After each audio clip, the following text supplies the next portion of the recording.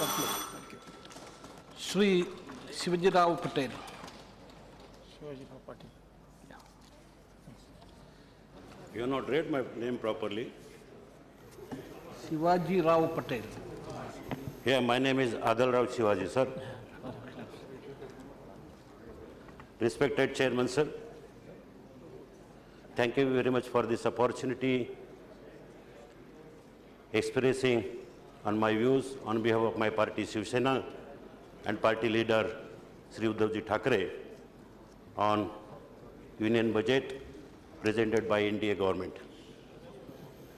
The overwhelming mandate given to this government surely was in the background of high inflation, rising food prices, and reviving the growth of India.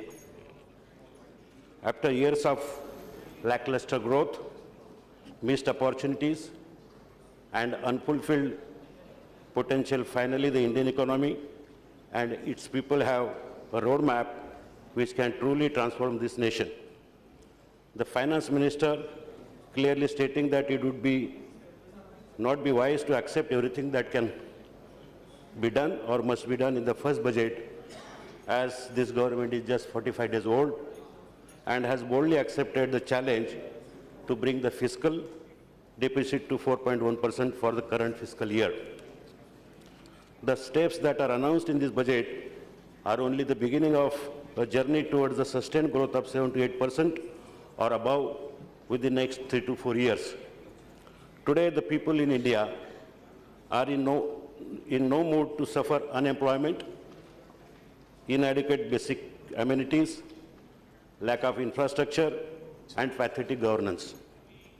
It is evident that budget believes in creating an environment conducive to boost the important sectors like agriculture, manufacturing, defense, employment generation, insurance, and housing.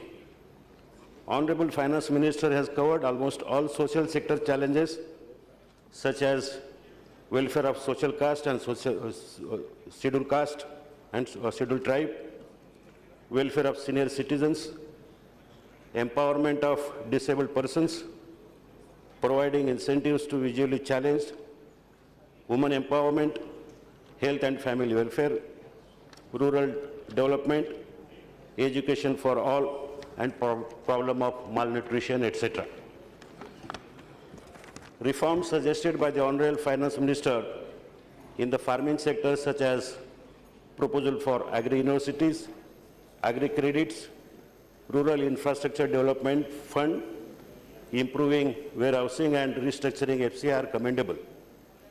We look forward for their implementation at the earliest. The single window concept proposed by the government for faster clearance of files, e-business platform for 24/7, information related to investment and clearance is appreciated. Special focus on MSME and SME enterprises shall certainly help increase in growth.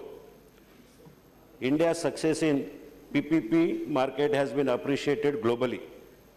We have seen airports, we have seen ports, highways rolled out under this scheme successfully in past.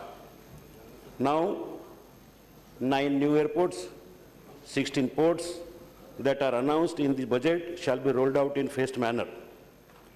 Building of expressways linking supply chain to industrial corridors shall be taken up at the earliest. Under the power sector, investment shall be done in renewable energy and ultra-mega solar projects.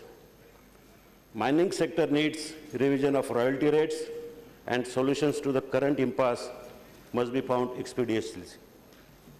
However, sir, I would like to draw kind attention of the Honorable Finance Minister to a few suggestions that are revival of SEZ is of utmost importance. We have failed to attract investment even after formal announcement of SEZ by previous government, especially after introduction of minimum alternate tax and dividend distribution tax in year 2005. no new sizable investment has happened. This needs to be debated and discussed at length. We can't forget our motto for the very existence of the SEZ. We should export our goods, but not the taxes. This seems to have been forgotten by the previous regime by introducing MAT and DDT. It is upon this new government and the finance minister in particular to reverse this. Successive Indian governments have given a boost to software industry in past. This has shown good result. Now it is time that electronic hardware industry is given similar boost.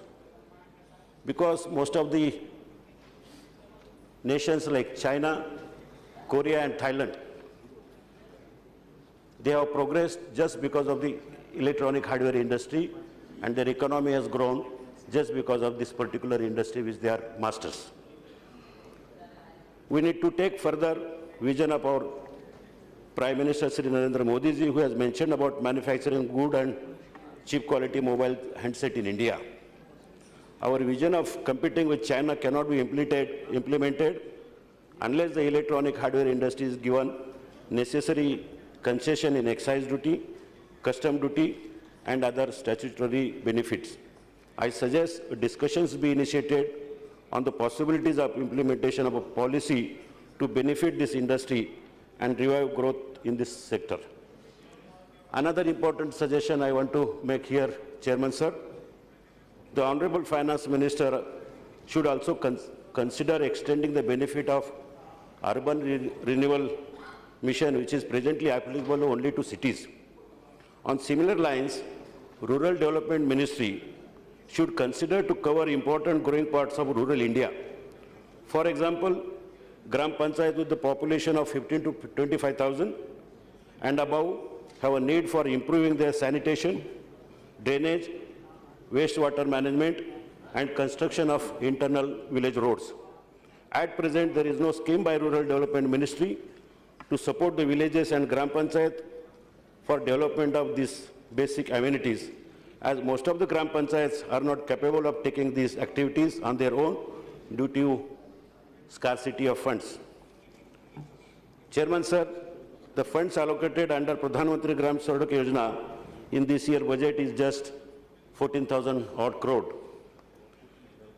This seems grossly insufficient and should be increased because number of roads to be built under this scheme throughout India are much more than expected.